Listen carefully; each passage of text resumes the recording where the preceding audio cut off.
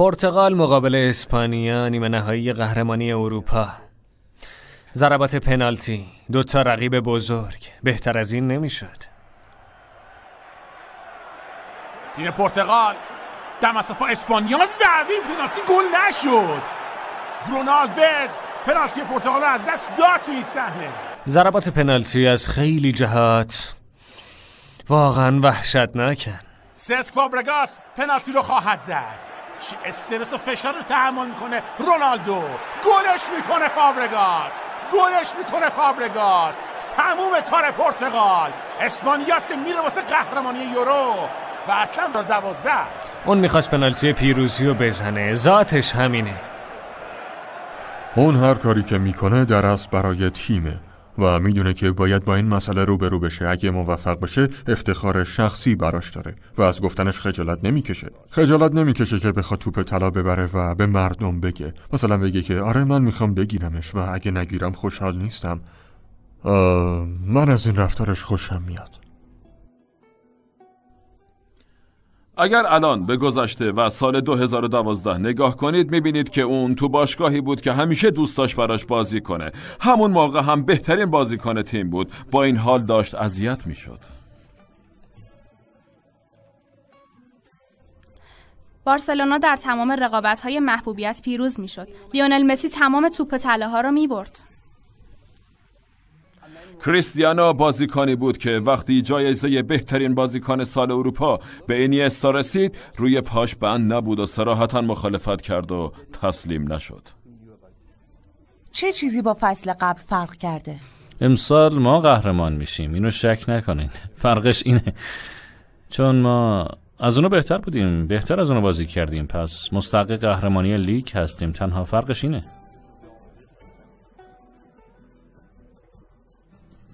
مسی بیشتر دنبال خلق کردن و کارهای زیبا و لذت از بازی، اما رونالدو یه گلزن تمام عیاره.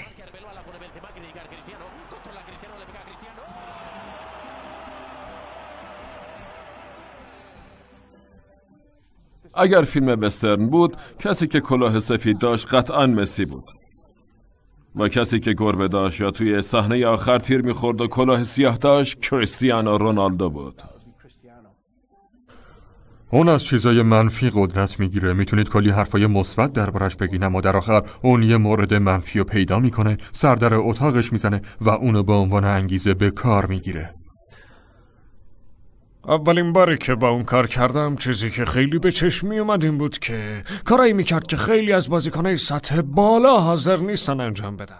اون فداکاری بزرگی انجام میداد که دیگه خیلی از بازیکن‌ها قابلیت انجام دادنشو نداشتن.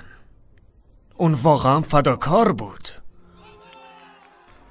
من شاهد بودم که چقدر انرژی میذاره. از لحظه‌ای که بیدار میشد میرفت باشگاه و تمرین میکرد. اول از همه به زمین تمرین میومد و شعبده بازی میکرد. همه چیز طوری طراحی شده بود که بهترین بازیکن دنیا باشه، نه یکی مثل بقیه. به ثمر رسوندن 69 تا گل در سال تقویمی 2013 واقعا میشه گفت استثنایی بود. زمانی که بازی میکردم و زمانی که شروع کردم اگر 1 یا 2 تا جایزه میگرفتید بازیکن فوق‌العاده‌ای بودید و همه مهاجم‌ها برای همین تلاش میکردن، اما آمارهای اون واقعا نجومیه. پای چپ، پای راست، داخل محوطه، بیرون محوطه، با سر، گلی که آدم به فکرش نمیرسه چطور میشه زد. یه ماشین گلزنی استثنایی بود. قبلا مسی بهترین بود اما الان نوبت رونالدوه. ترکیب بازاریابی بیرون و مهارت داخل زمین کریستیانو باعث شد که اون به توپ طلای سال 2013 برسه. شب بخیر. نمیشه این لحظه رو با کلمات توصیف کرد.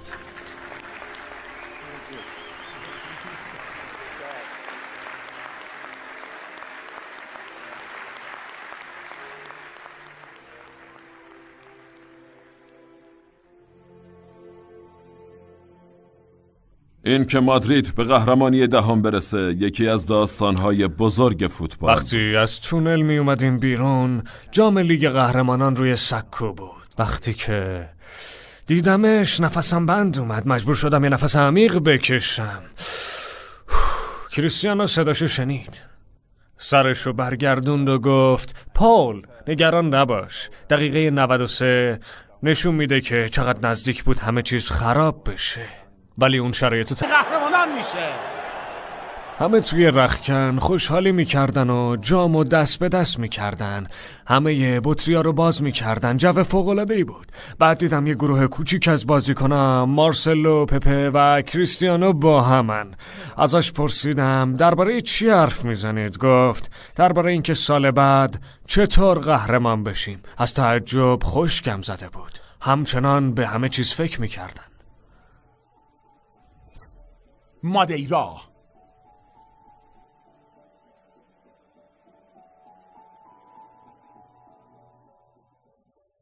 خانواده خیلی مهمه.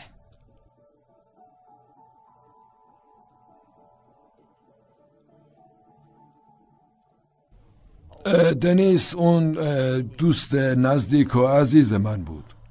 پدرش همیشه توی بازی‌ها حضور داشت. اینکه بتونه داخل ورزشگاه اونو موقع بازی کردن تشویق کنه براش خیلی با ارزش بود. اینجا در مادیرا خانواده در عمق فرهنگ ماها وجود داره. بریدن بند ناف، یا بهتر بگم از بین بردن وابستگی ها، اینجا بیشتر از هر چیزی دردناکه.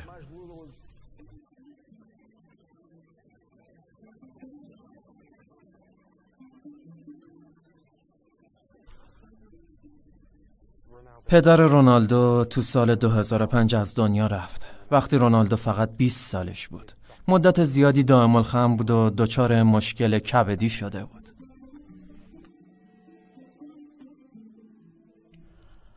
مادر رونالدو بزرگترین پشتیبانش بود، هم به لحاظ مالی و هم عاطفی.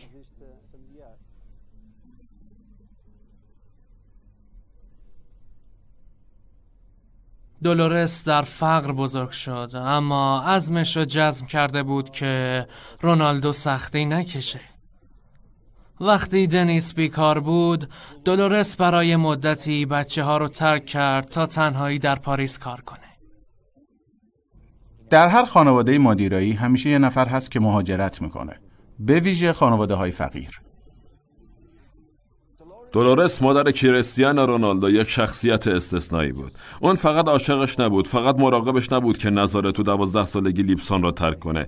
اون انگیزه بقا و شکوفا شدن و بهترین نسخه خودش شدن اون بود. مادرش خستگی ناپذیر بود، صبح، ظهر و شب.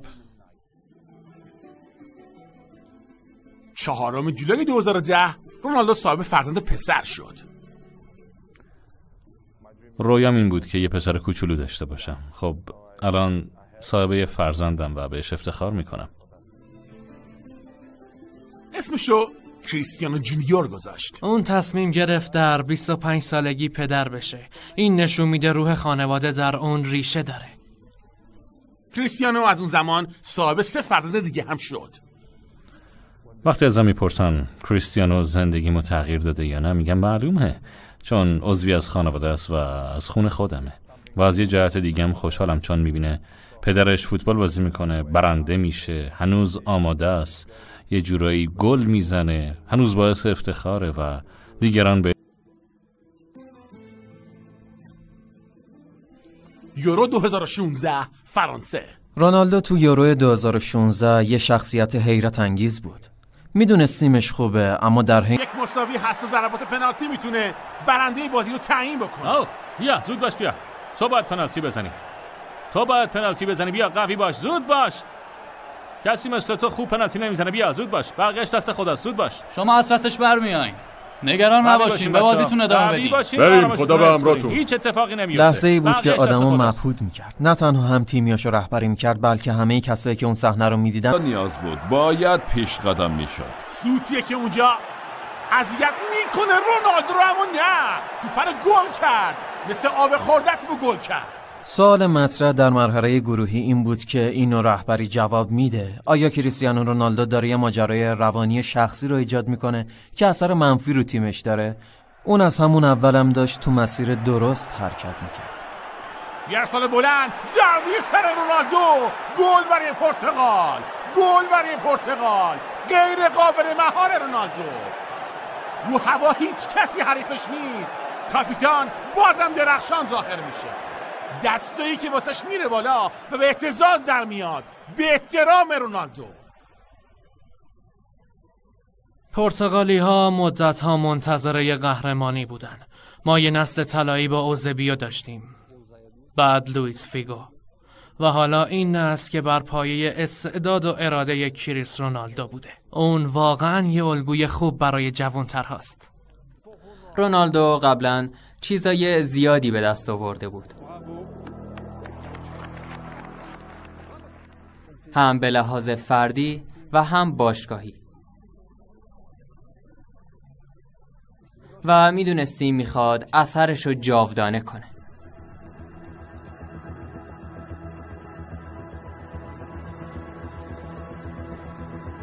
پرتغال فرانسه، فینال جام ملت‌های اروپا.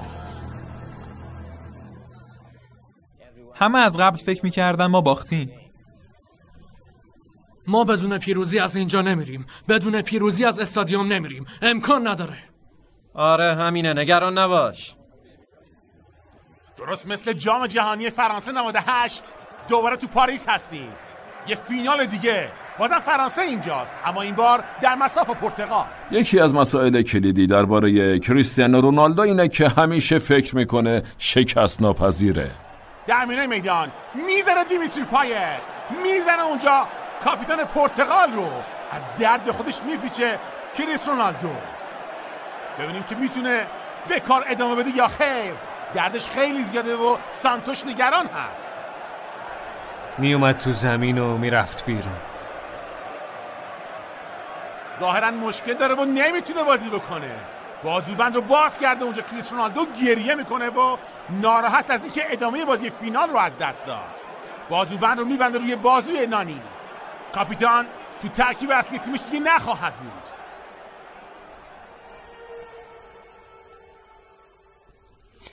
میدونین همیشه همه چیز درباره اونه. داد میزد و بازیکن‌ها رو صدا میکرد، اونا رو با هم هماهنگ میکرد، بهشون اطلاعات میداد. فکر میکنم همه حضورش رو کنار خط حس میکردن. حتی در جریان بازی هم فقط تصویر رونالدو رو روی نیمکت نشون میدادن، انگار ستاره زمینه، با این که اصلا تو بازی نبود. اون میخواد بهترین باشه و میدونست که اگه با تیم ملی قهرمان یورو بشه، چون مسی با آرژانتین هیچ موفقیتی نداشته، پس این وضعیت خیلی به نفعش تموم میشه. پرتغال حمله میکنه. ادر پشت محوطه میزنه زاویه مخالف. گل برای پرتغال توی دروازه. پرتغال در آستانه قهرمانی اروپا قرار گرفته. چه کسی هم گل زد. یار تعویضی سانتوش. ادر براشون گل. فرانسه آماده پیروزی بود. فینال فرانسه بود. تورنمنت مال اونا بود. اما یه نیروی دیگه هم در کار بود که فراتر از میزبانی بود. چی کار میکنه اونجا؟ رونالدو لبه خط مثل یک مربی خودش سانتوشو بغل میکنه، بعد هولش میده، بعد میکشتش. خیلی هیجان داره. حالا هم که داره گریه میکنه روی نیمکت. سوت پایان مسابقه، یه خاطره شیرین برای پرتغال.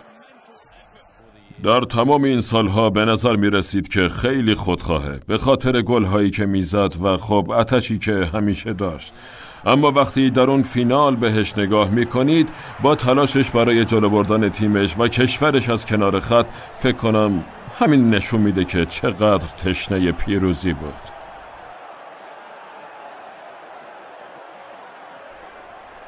هیچ کس به پرتغال ایمان نداشت، اما واقعیت اینه که ما موفق شدیم و حالا نمیخوام راجع به موفقیت‌های فردی صحبت کنم، لیگ قهرمانان، اینا رو فراموش کنید. این لحظه شادترین لحظه زندگی منه. از اعماق قلبم به زندگی پسرم قسم میخورم که این لحظه خیلی خیلی خیلی خیلی خیلی خیلی خوشحال کننده است. میتونم 100 بار تکرارش کنم. این جامی بود که ما کم داشتیم. ما در تاریخ پرتغال ثبت شدیم. ما اولین تیمی هستیم که این جام رو به خونه میبریم. بهتون افتخار میکنم. دمتون گرم.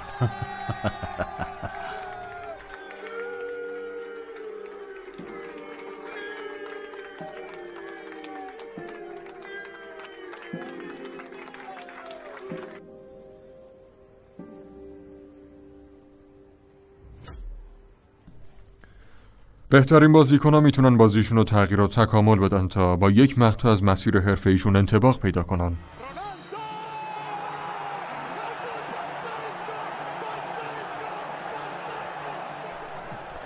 قطعاً به اندازه 22 یا 23 سالگی سری نیست، پس طوری بازی میکنن که بیشترین تأثیر رو در مناطق درست زمین داشته باشن.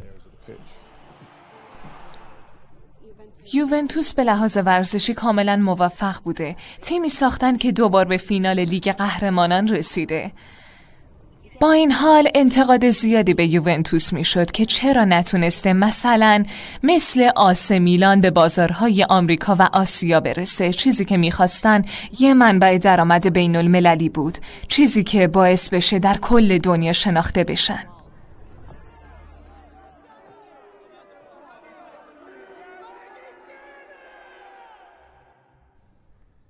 طبیعتاً یکی از مهمترین انگیزه‌هاشون از این قرارداد اهداف تجاری برای اسم باشگاه و برند باشگاه بود، اما متاسفانه بلافاصله به چالش کشیده شد.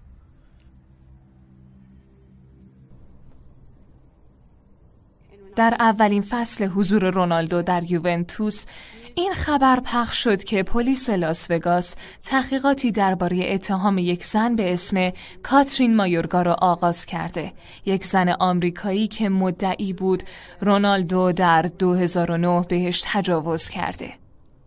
کاترین مایورگا در سال 2018 یک مصاحبه با مجله آلمانی اشپیگل درباره برخورد با رونالدو داشت و گفت که در جریان کمپین میتو تصمیم گرفته بود این قضیه را علنی کنه. همه چیز درباره این ماجرا را تغییر داد. گفته میشد مایورگا در سال 2010 با رونالدو توافق کرده. یک تحقیقات قضایی در سال 2018 به جریان افتاد، اما کار به استماع در دادگاه نکشید چون مدارک کافی وجود نداشت. وکلای رونالدو مدعی هستند رابطه با رضایت طرفین بوده. توافق برای حفظ محرمانه بودن این اتفاق به هیچ وجه به معنی پذیرش گناه نیست. رونالدو همیشه روی بیگناهیش پافشاری میکرد، اما توافق خارج از دادگاه رو تایید کرد. بعد یه توییت گذاشت و گفت که کلاً این اتهامو تکذیب میکنه. رونالدو تمامی اتهامات مطرح شده علیه خودش رو تکذیب کرد و اعلام کرد تجاوز یک جرم کراهت انگیزه که برخلاف تمام اصولی است که او بهش معتقده. پرونده مدنی آسیب‌های مالی توسط کاترین مایورگا بر علیه رونالدو همچنان در جریانه.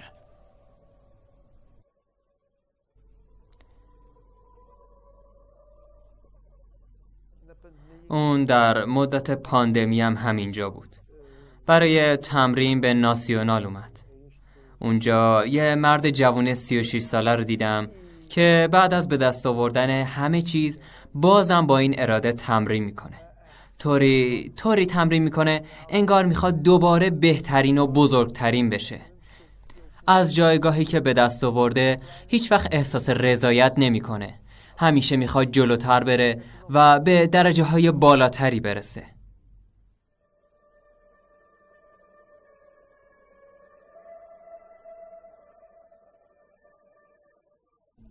اگر احساس میکرد تیمش اونطور که باید واکنش نشون نمیده، هم تیمیاشو جمع میکرد. هم ازش پیروی میکردن. هر کاری که میکردیم همیشه میخواست بهترین و اولین باشه. هیچ جوره قبول نمیکرد که کسی از خودش بالاتر ببینه. همیشه میخواست که خودش اولین نفر باشه.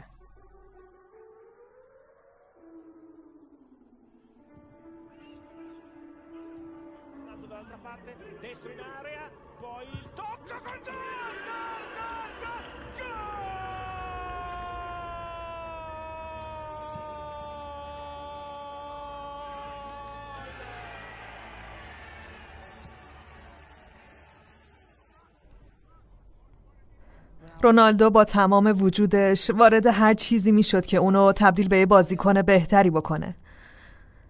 این امر در فوتبال مدرن خیلی تغییر کرده چون وارد علم ورزش شده، ولی اون سعی میکنه دوران فوتبالش رو طولانی تر کنه. هیکلو داری؟ ببینید، من فکر میکنم که اون بخشی از یک گروه ورزشی در نسل ماست که در 30 و چند سالگی هم در بالاترین سطح بازی میکنه. سرنا ویلیامز، راجر فدرر، نادال، لبرون جیمز، مسی و همینطور تام بریدی. اونا فداکاریایی میکنن که دیگران نمیکنن. همینطور یه آتشی در درونشون نفس میکشه و زندگی میکنن. آتشی هم دارن که هیچ وقت خاموش نمیشه.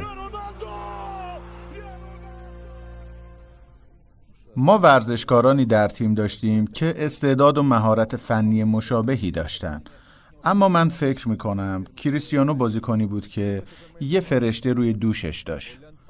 قدرت درونی زیاد و اراده قوی برای پیروزی داشت و همیشه میخواست برنده باشه.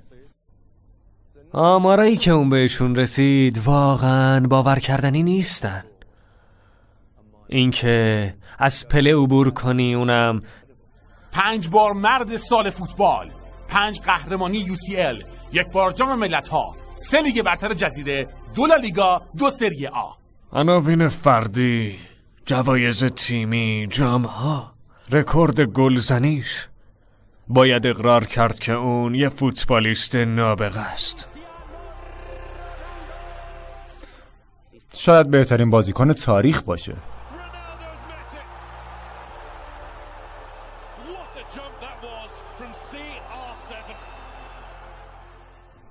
حتی الانم وقتی با کریستیانو حرف میزنم و حرف زدنشو میشنوم، هنوز یه مقدار خشم تو وجودش هست که کمک میکنه وارد زمین بشه و کارایی بکنه که فقط خودش میتونه. بهش نیازی نداره، اما در آخر یه چیزی پیدا میکنه که چراغ راهشو روشن کنه. برای دانلود فیلم‌های بیشتر به وبسایت همتا مووی مراجعه کنید.